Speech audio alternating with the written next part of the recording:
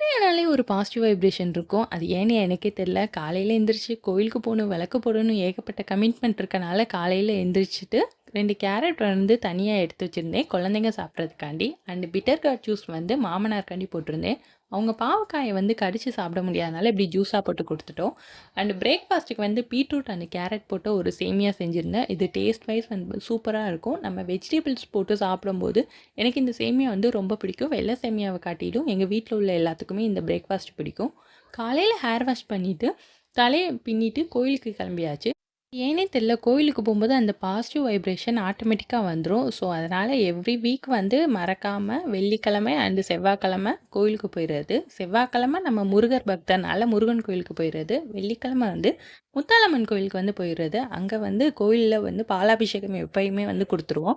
பாலாபிஷேகத்துக்கு குடுத்துட்டு, விளக்கு போட்டுட்டு வீட்டுக்கு வந்து மத்தியானம் லஞ்ச் ப்ரிப்பரேஷன் பண்ணியாச்சு. ப்ரிப்பரேஷன் எப்பயுமே ஃப்ரைடே வந்து சாம்பார் தான் நம்ம வீட்ல இருக்கும். அண்ட் சாம்பாருக்கு வந்து பாலாக்கீரை வந்து வச்சிருந்தது. கூட வந்து பொட்டேட்டோ ஃப்ரை இருக்கும். பொட்டேட்டோ ஃப்ரை எப்பயுமே சாம்பார்னா இருக்கும். இன்னைக்கு வந்து அடிஷ்னலா கீரை வந்து பண்ணியிருந்தது. அண்ட் ஃபைனலி வந்து பீஸ்ஃபுல்லா என்னோட லஞ்ச் எடுத்துக்கிட்டேன். இந்த வீடியோ உங்களுக்கு பிடிச்சிருந்தா மறக்காம சப்ஸ்கிரைப் பண்ணிருங்க. தேங்க் யூ ஃபார் வாட்சிங்.